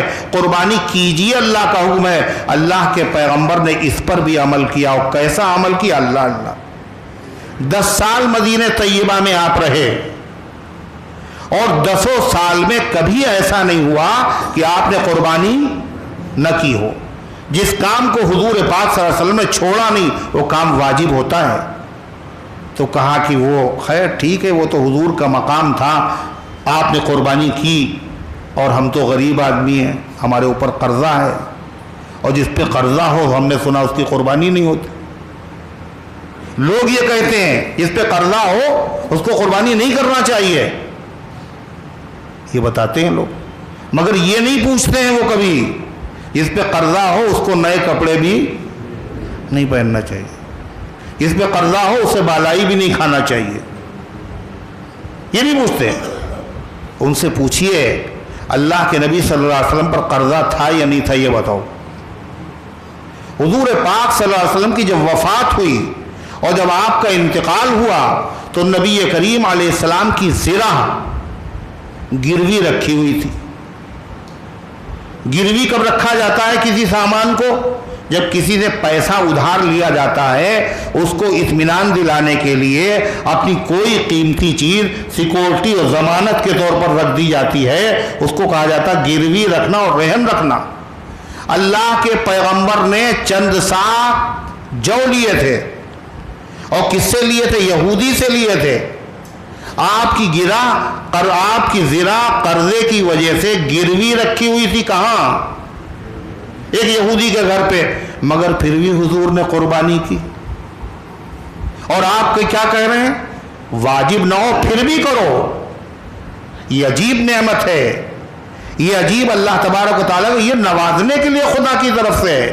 آپ سمجھ رہے ہیں ہم سے کم کیا جا رہا، یہ نوازنے کے لیے ہے۔ آپ دیکھیں تو ذرا اللہ کے پیغمبر علیہ السلام نے کئی قربانیاں کی، پھر کئی کی؟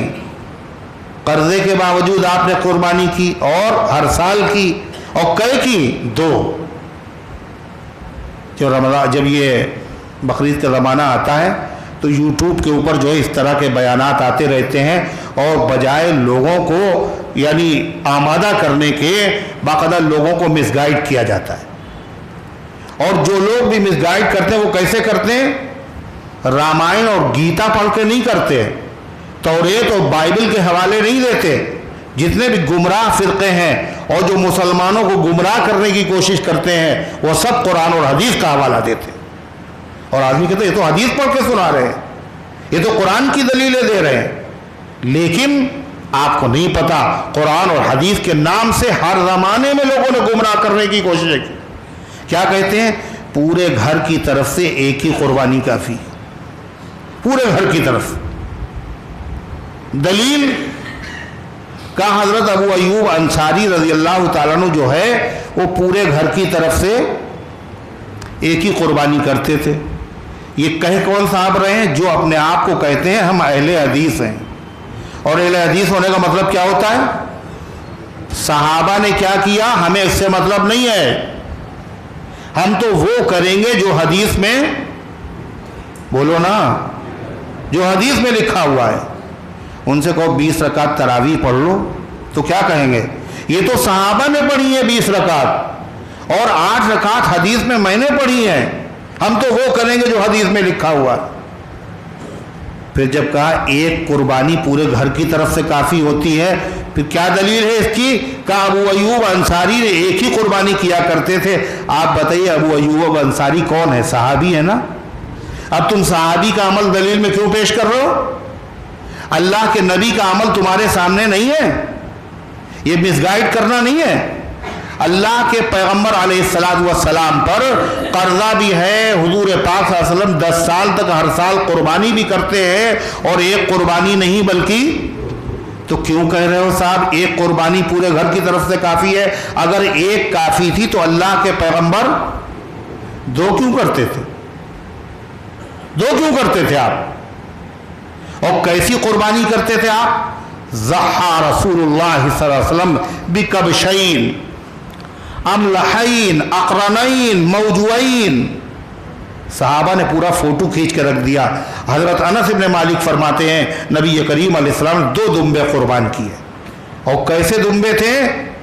فرماتے ہیں املحین، بڑے خوبصورت چتکبرے، کالا اور سفید کلر، دونوں جب کلر ہوتے ہیں تو کیسے لگتے ہیں؟ وہ خوبصورت۔ املحین اقرنین، دونوں کے سینگ بھی تھے۔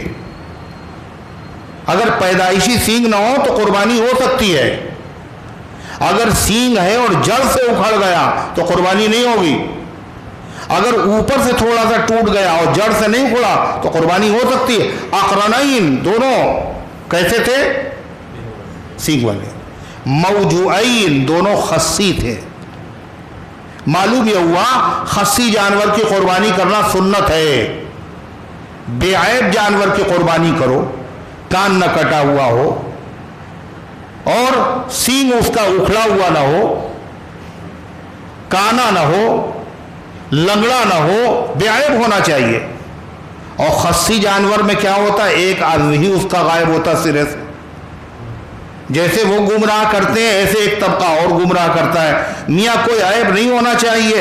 اور صاحب ہم تو وہ جانور کرتے ہیں جو خصی نہیں ہوتا، اور تم ہی لوگ کرتے ہو وہ جانور جس میں جو کیسا ہوتا ہے؟ خصی ہوتا ہے۔ کہتے نہیں کہتے؟ تو اس کا جواب کیا ہے؟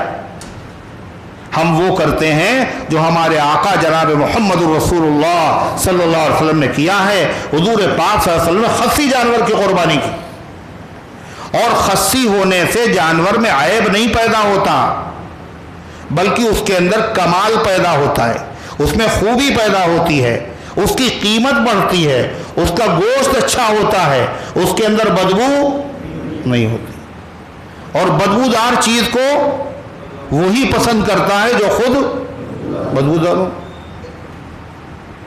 اور یہ عیب نہیں ہے، یہ اس کے اندر کمال ہے۔ تمہیں کالی گھٹا کا بھی نہیں پہچان نہ آیا، نشیمن سے دھواں اٹھتا ہے تم کہتے ہو ساون ہے، تم سمجھ رہے ہو اس میں یہ عیب ہے؟ یہ عیب نہیں ہے، یہ کمال ہے، یہ خوبی ہے، یہ سنت ہے جناب محمد رسول اللہ صلی اللہ علیہ وسلم کی۔ تو آپ نے 2 دمبے قربان کیے اور آپ نے فرمایا اے اللہ یہ میری طرف سے، اور دوسرا اے اللہ یہ میری امت کے ان لوگوں کی طرف سے جو قربانی کرنا چاہتے تھے اور قربانی نہیں کر سکے، غریبوں کی طرف سے۔ حضور پاک 2 قربانی کر رہے۔ اس سے کیا پتہ چلا؟ یہ مسئلہ بھی حل ہو گیا۔ کیا مولانا صاحب پہلی قربانی ہم کرنے جا رہے ہیں، بتائیے کس کے نام سے کریں؟ اللہ کے رسول کے نام سے کریں یا اپنے نام سے کریں؟ پچھلے سال ابا کے نام سے کی تھی، اس سال ہم سوچ رہے ہیں اماں کے نام سے کر دیں۔ یہ مسئلہ بھی حل ہو۔ کیا مسئلہ؟ اللہ کے نبی 2 کرتے تھے، ایک تو اپنی طرف سے کرتے تھے۔ معلوم یہ قربانی ہے جب آدمی پر واجب ہو جائے تو ہر سال واجب ہے، اپنی طرف تو کرنا ہی کرنا ہے۔ اللہ اگر مزید توفیق دے تو آپ نفلی قربانی کریں۔ ایک قربانی واجب ہے، دوسری قربانی جب آپ کریں گے وہ قربانی کیا ہوگی؟ نفل ہوگی۔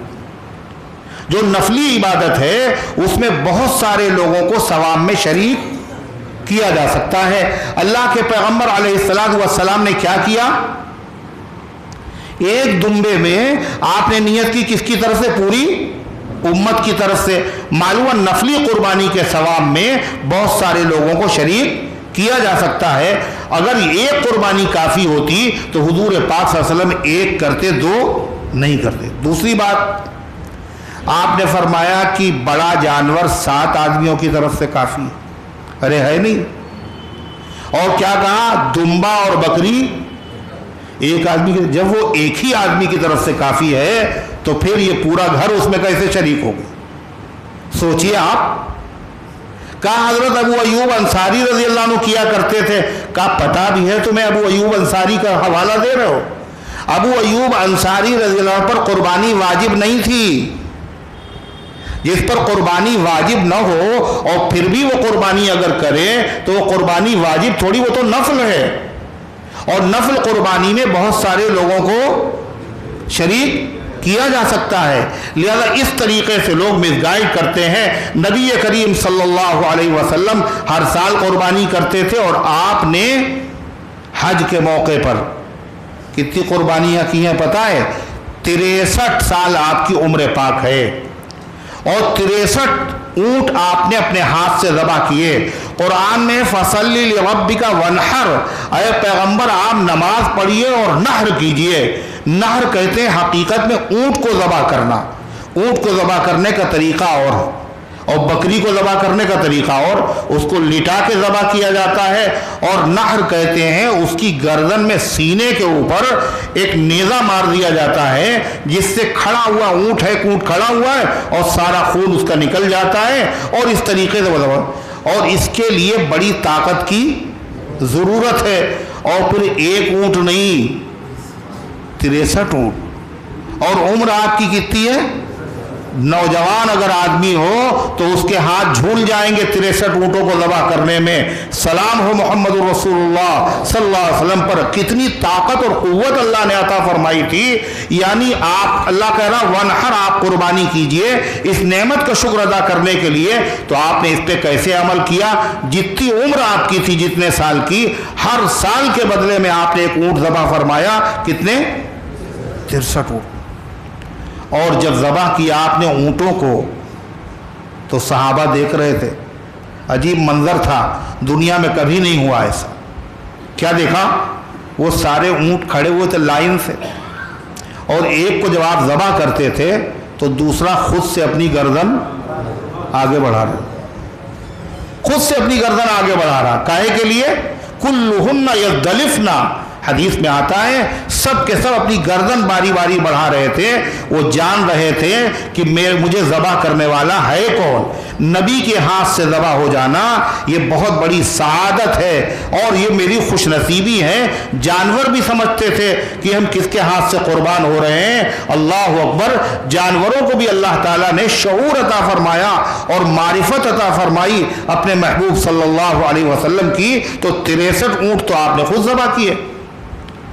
کہتے 1 کافی ہے حضور، اور 2 مہینے آپ کے گھر پہ چولہا بھی نہیں جلتا، اور قربانی پھر بھی اتنا محبوب ہر سال کرتے ہیں آپ۔ اور دو دو کرتے ہیں، اور آپ کر رہے ہیں حجۃ الوداع میں 100 اونٹ، 63 اپنے ہاتھ سے، اور باقی اونٹوں کے بارے میں آپ نے حضرت علی سے فرمایا ان کو تم ذبح کرو، اور پھر آپ نے ان تمام قربانی کے جانوروں کا گوشت ایک ایک بوٹی کا ایک دیگچی میں ڈالو، اور اس کے بعد وہ تیار کیا گیا، آپ نے خود بھی کھایا اور سب کو کھلایا جتنے صحابہ کرام وہاں پر موجود تھے۔ اللہ تعالیٰ فرماتا ہے فَصَلِّ لِرَبِّكَ وَانْحَرْ، اے پیغمبر آپ نماز پڑھی اور قربانی کیجئے، نعمت کا شکر ہے۔ اللہ نے یہ نعمتیں نبی کے صدقے میں نبی کی امت کو بھی عطا فرمائی ہیں، لہذا امت کو بھی یہ کام کرنا چاہیے۔ حضرت علی رضی اللہ عنہ، حضرت حنش فرماتے ہیں میں نے دیکھا حضرت علی نے 2 دمبے قربان کیے، اور حضرت علی بھی بڑے مالدار آدمی تھے نا، ہے نا؟ ارے تھے نہیں تھے؟ حضرت علی بڑے مالدار آدمی تھے۔ حضرت علی ایسے آدمی تھے کہ ان کے پاس رہنے کے لیے مکان نہیں تھا۔ اللہ کے نبی نے اپنی بیٹی کی شادی کرنے کے بعد کرائے پر ان کو مکان دلوایا۔ حضرت علی کو حضور صلی اللہ علیہ وسلم نے خود ہی پالا تھا اپنے گھر پہ، اور یہاں تک کہ مہر کو ادا کرنے کے لیے ان کے پاس بولو رقم بھی نہیں تھی۔ حضور پاک صلی اللہ علیہ وسلم نے فرمایا علی یہ زرہ جا کر کے بازار میں بیچو۔ حضرت علی نے زرہ بیچی، حضرت عثمان غنی رضی اللہ عنہ نے خریدی، اور وہ پیسے بھی حضرت علی کو واپس کر دیے اور زرہ بھی ہدیے میں دے دی ہے۔ یہ تھا حضرت علی رضی اللہ عنہ کے حال۔ گھر میں فاقہ ہے، کئی روز ہو گئے، مگر حضرت علی کیا کر رہے ہیں؟ کہ قربانی 2، کہ یہ 2 قربانی کیوں کر رہے ہیں آپ؟ اوصانی رسول اللہ صلی اللہ علیہ وسلم ان اضحی عنہ، میرے آقا نے مجھے وصیت کی تھی علی میری طرف سے بھی تم قربانی کرنا۔ اللہ اکبر! اس سے کیا پتہ چلا؟ اللہ تعالیٰ اگر توفیق دے تو اللہ کے نبی نے پوری امت کی طرف سے قربانی کی ہے، لہذا امتی نبی کے ساتھ کر ہی کیا سکتے ہیں؟ پیر تو دبا نہیں سکتے، سر میں تیل تو لگا نہیں سکتے۔ اللہ نے موقع دیا ہے تو قربانی نبی کریم علیہ السلام کی طرف سے اگر اللہ نے حیثیت دی ہے تو قربانی کر دیں۔ حضور پاک صلی اللہ علیہ وسلم کی طرف سے حضرت علی کرتے تھے، اپنی طرف سے بھی کرتے تھے۔ اللہ یہ نہیں کہ ایک ہی پورے گھر کی طرف سے ہو جائے، حضرت علی یہ مسئلہ نہیں جانتے تھے کہ ایک ہی قربانی واجب بھی نہیں ہے، مگر 2 قربانیاں کرتے تھے حضرت علی رضی اللہ عنہ، ایک اپنی طرف سے، ایک جناب محمد رسول اللہ صلی اللہ علیہ وسلم کی طرف سے۔ اس لیے قربانی جو ہے یہ واجب ہے۔ اور کس پر واجب ہے؟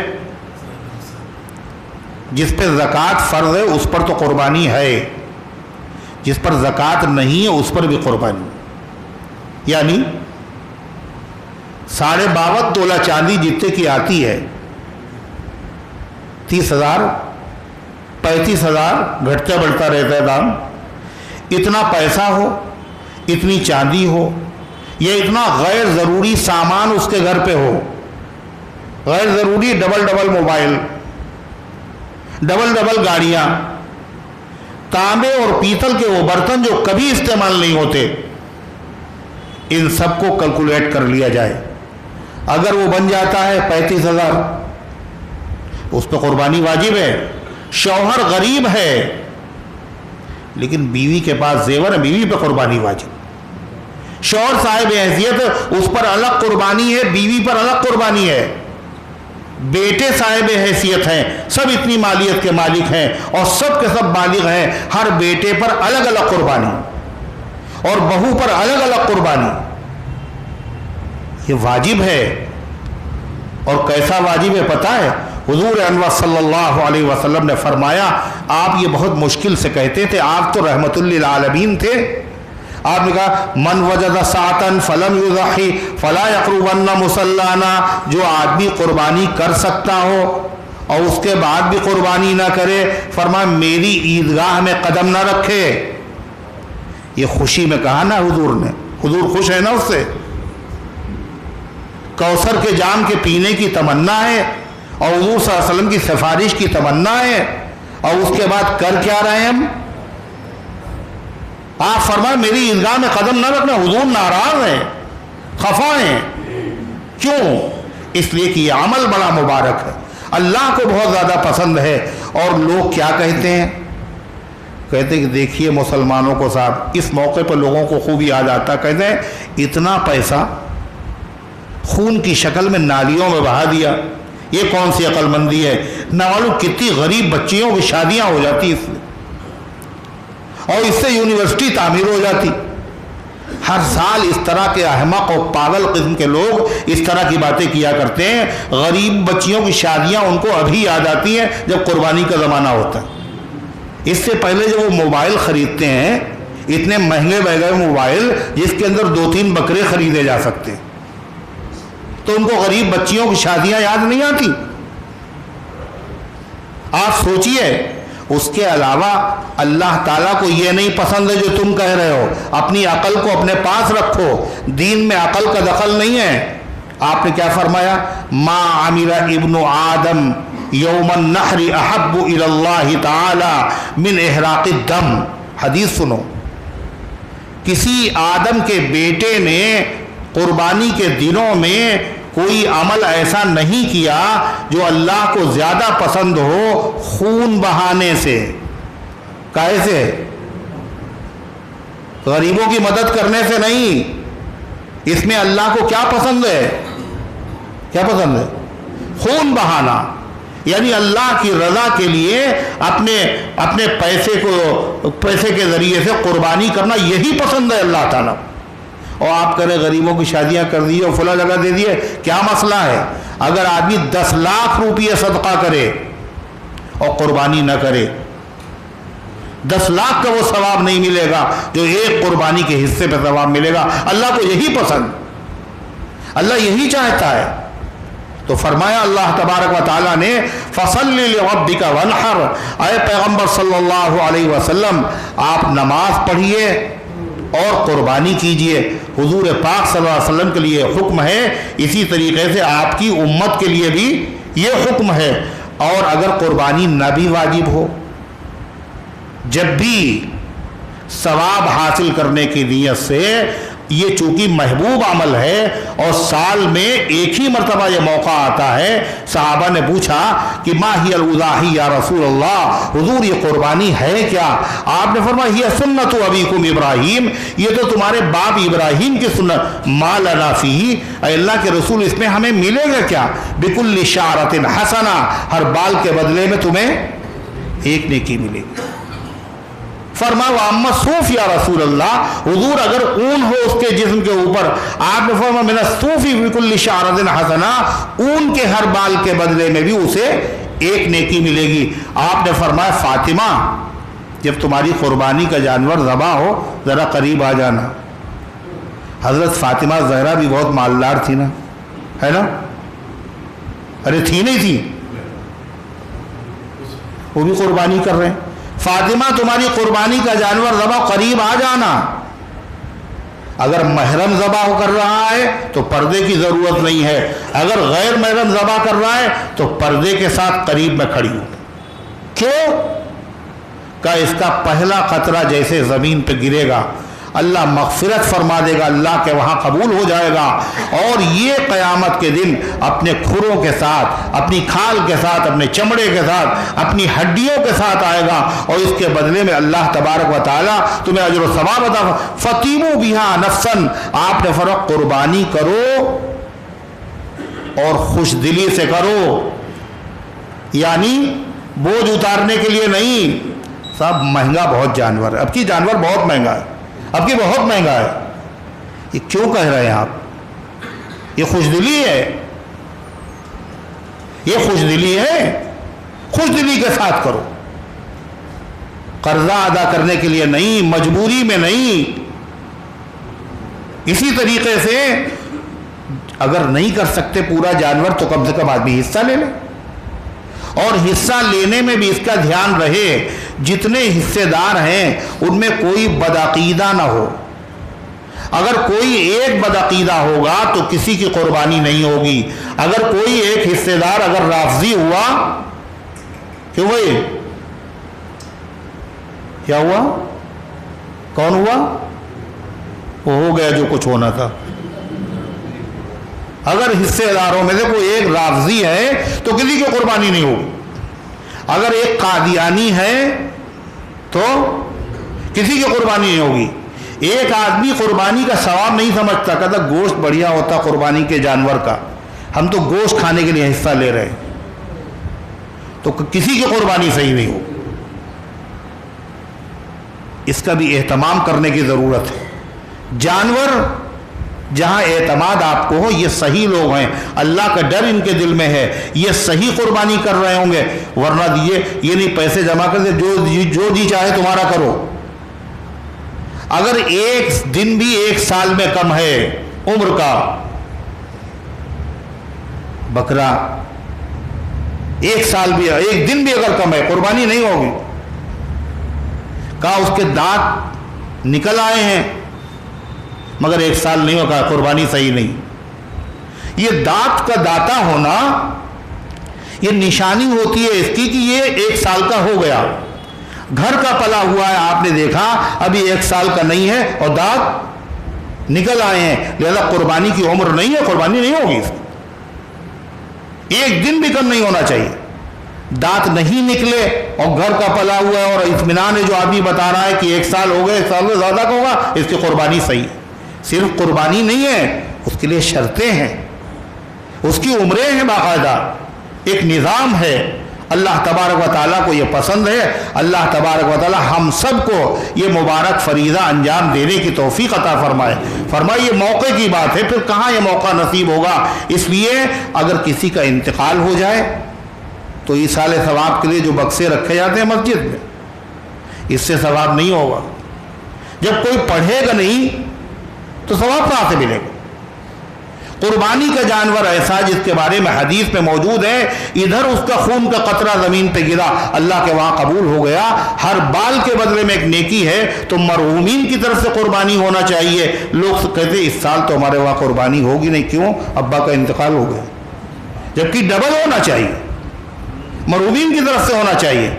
ایک مسئلہ، اگر کسی نے وصیت کی کہ میرے مرنے کے بعد میرے مال سے قربانی کر دینا، میرا ترکہ ہے، تو قربانی کی جائے، واجب ہے 1/3 مال میں سے، اور اس کا گوشت پورا کا پورا کیا کیا جائے گا؟ صدقہ۔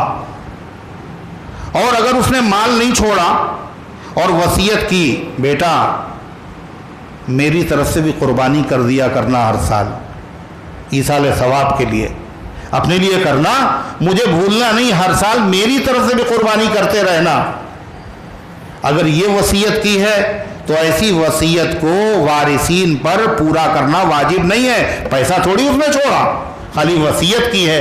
لہذا اگر وارثین اس کی طرف سے قربانی کرتے رہیں ایصال ثواب کے لیے تو اس قربانی کے گوشت کو خود بھی کھا سکتے ہیں اور دوسرے لوگوں کو بھی کھلا سکتے ہیں۔ تیسری چیز، قربانی میں یہ نہیں کہا گیا یہ غریبوں کی مدد کے لیے ہے، جو کہتے ہیں نا غریبوں کی شادیاں، قربانی غریبوں کی مدد کے لیے نہیں، غریبوں کی مدد کے لیے زکوٰۃ ہے۔ کیا مسئلہ ہے؟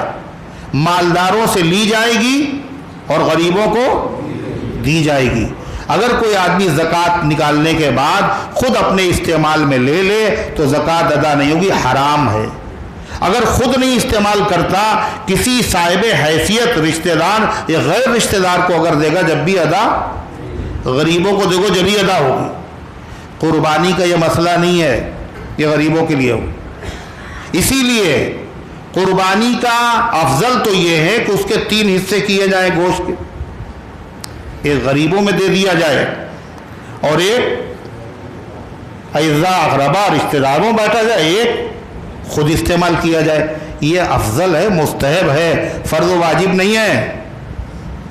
اگر خود ضرورت ہو تو پورا کا پورا گوشت خود استعمال کر سکتا ہے، نہیں ضرورت ہے اس کو ابھی فی الحال، پھر بھی استعمال کر سکتا ہے، رکھ کے کھا سکتا ہے۔ زکوٰۃ کی طرح نہیں ہے، زکوٰۃ کا 1 پیسہ نہیں کہا استعمال کر سکتا، قربانی کا پورا گوشت استعمال کر سکتا ہے۔ اور کب سے کب تک؟ اس بقرعید سے لے کے اگلی بقرعید تک۔ پہلے तीन चीज़ों के बारे में अल्लाह के नबी ने मना फरमाया और फिर तीनों चीज़ों के बारे में इजाज़त दे दी। उन तीन चीज़ों में से एक चीज़ ये भी है, पहले 3 दिन के बाद गोश्त के इस्तेमाल की इजाज़त नहीं थी और फिर हुजूर पाक सल्लल्लाहु अलैहि वसल्लम ने इजाज़त दे दी। हज़रत अली मुर्तज़ा रज़ियल्लाहु अन्हु यमन से आए और उन्होंने गोश्त कुर्बानी का पेश किया। फातिमा ज़हरा ने कहा कि ये कैसे, ये तो मना है। फरमा अल्लाह के नबी ने अब इजाज़त दी।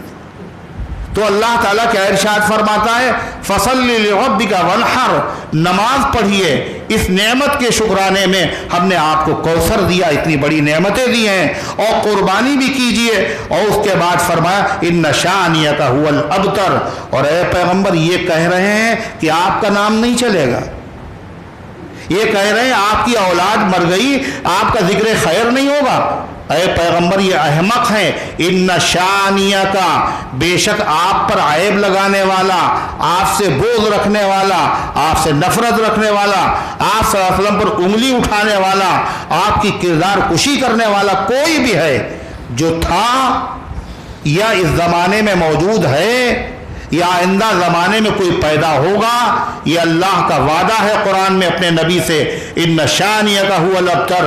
अय पैगंबर आपका दुश्मन ही बेनामो निशान हो जाएगा, उसी का कोई जिक्र खैर करने वाला ना होगा, उसका कोई नाम लेने वाला बाकी नहीं रहेगा। आपको पता है ये ताना आपको किसने दिया था, वो दुश्मन कौन था जब आपके बेटे का इंतकाल हुआ, क्या नाम था उनका? ये देखिए, ये हुजूर का दुश्मन बेनामो निशान है, किसी को याद ही नहीं कौन था वो।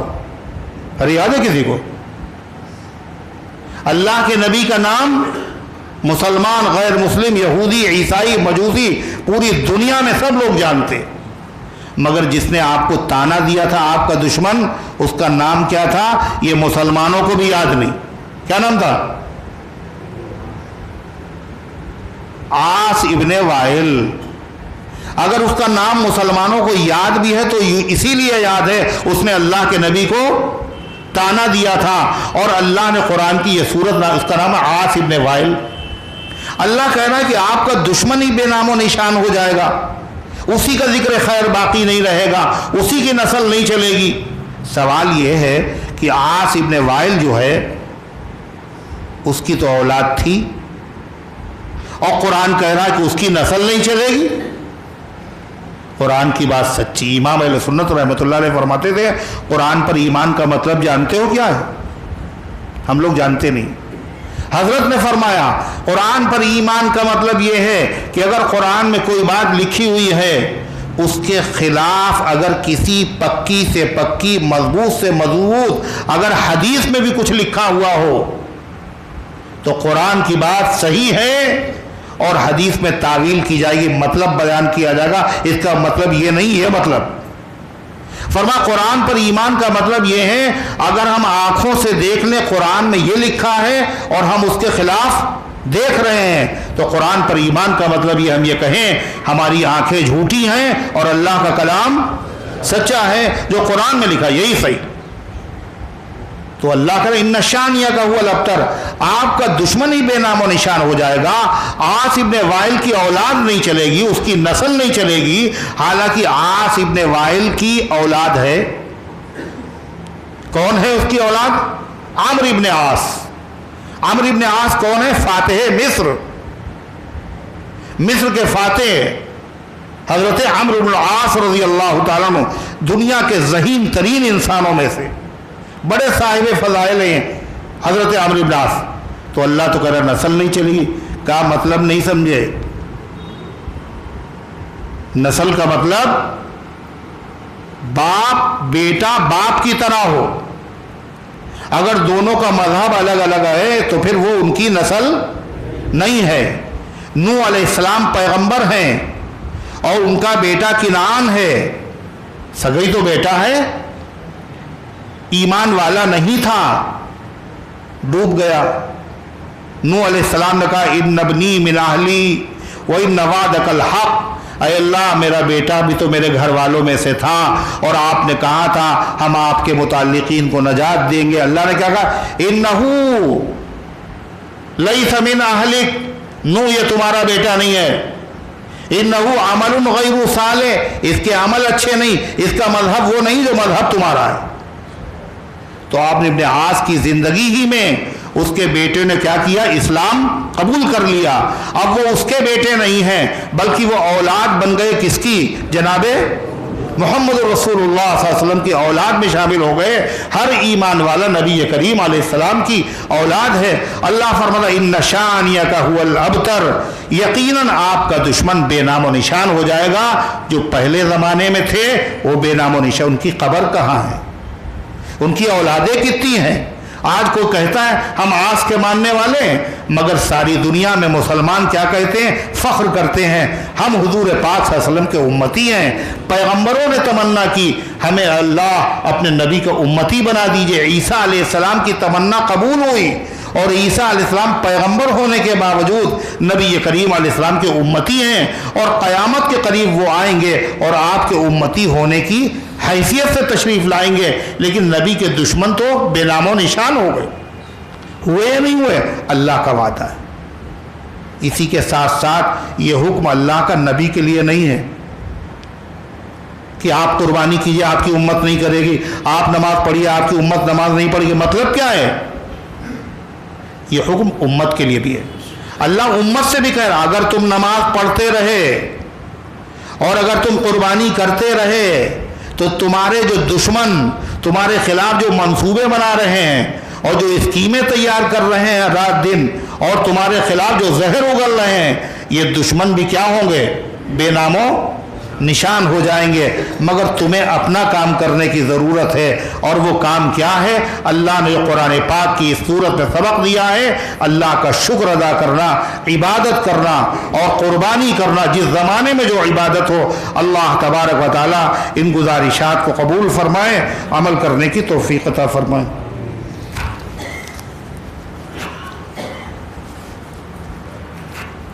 हाफिज़ अब्दुल कादिर साहब मोहम्मद मोहतरमा हुमैरा खातून ये बीमार हैं, अल्लाह ताला इनको शिफा अता फ़रमाए।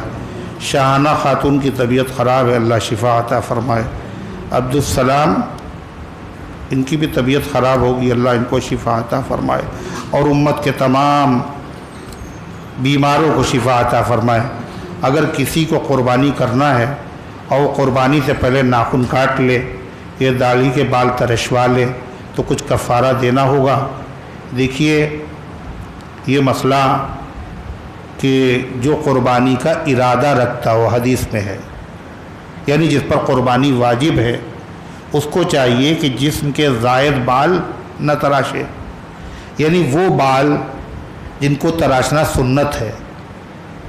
नाखून तराशना क्या है, सुन्नत है। बगल के नीचे के बाल, नाफ के नीचे के बाल, इनको साफ करना सुन्नत है।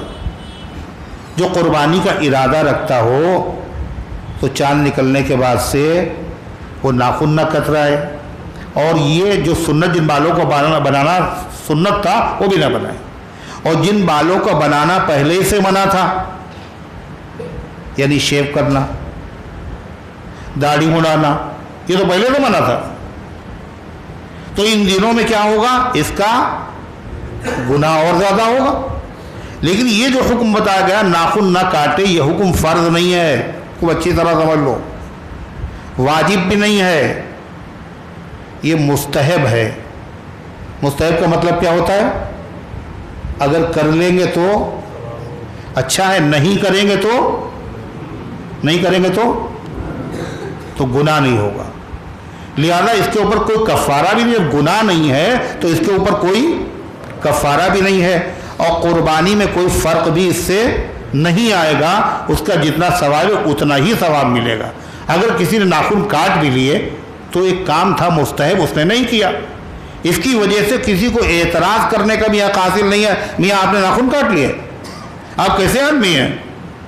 जो चीज़ मुस्तहब हो उसका मतलब क्या है, भाई करना तो ठीक है, नहीं किया तो कोई गुनाह नहीं। किसी ने रोज़ा नहीं रखा, आपने रोज़ा नहीं रखा, ये कहने का हक़ नहीं। अगर आपने उस पर एतराज़ किया उसका मतलब ये है आप उसे मुस्तहब नहीं समझ रहे हैं बल्कि उसे वाजिब समझ रहे हैं, और ये तहरीफ है। शरीयत ने जिसको मुस्तहब किया आप उसे वाजिब क्यों बनाना चाहते हैं? तो कुर्बानी में कोई फ़र्क नहीं होगा, और अलबत्ता ये सवाब का काम है। इतने दिन आदमी रुका रहे और تو اس کو ثواب ہی ملے گا، لیکن گناہ بھی نہیں ہے۔ اللہم صلی علی سیدنا وعلی آل سیدنا کما تحب وترضى عدد ما تحب وترضى اللہم انت السلام ومنک السلام تبارکت یا ذا الجلال والاکرام۔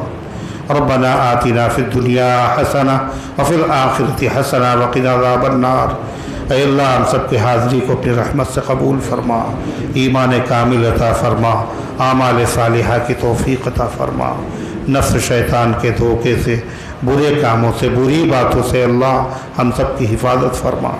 اے اللہ یہ برکت والے دن ہیں، برکت والی راتیں ہیں، ان کی برکتوں سے ہم سب کو مستفیض ہونے کی توفیق عطا فرما، اور اے اللہ یہ موقع ہم سب کو زندگی میں بار بار عطا فرما۔ اے اللہ اس درس قرآن کو اپنی رحمت سے قبول فرما، اس کی برکت سے پورے محلے پر رحمتوں کو نزول فرما، شرور اور فتن سے حفاظت فرما، جو آئے ہیں ان کو اپنی رحمت سے نواز دے، جو نہیں آئے اللہ ان کو قرآن پاک سے محبت نصیب فرما۔ اے اللہ اس کی برکت سے بیماروں کو شفا عطا فرما، حاجت مندوں کی حاجتوں کو پورا فرما، غلط مقدمات میں ماخوذ لوگوں کو عزت کے ساتھ بری فرما دے۔ اے اللہ تمام بلاؤں سے، وباؤں سے، موذی امراض سے اے اللہ ہر ایمان والے ایمان والی کی حفاظت فرما۔ اے اللہ مساجد کی، مدارس کی، مساجد کی حفاظت فرما۔ اے اللہ جو منصوبے اور خطرناک اسکیمیں تیرے دین اور تیرے دین والوں کے خلاف کی جا رہی ہیں، اے اللہ ان منصوبوں کو ناکام فرما دے، ان کی تدبیروں کو انہی پر الٹ دے۔ اے اللہ مظالم سے پوری امت کو نجات عطا فرما۔ اے اللہ جہاں کہیں تیرے بندے پریشان حال ہے، غیب سے ان کی مدد فرما۔ اے اللہ جو دنیا سے جا چکے ان سب کی مغفرت فرما، حاجی محمد مصطفیٰ مرحوم کی مغفرت فرما، اور امت کے تمام مرحومین کی مغفرت فرما۔ ہم سب کو اسلام پر زندہ رکھ، ایمان پر موت دے، ایمان والوں کے ساتھ حشر فرما۔ آمین یا رب العالمین وصلی اللہ۔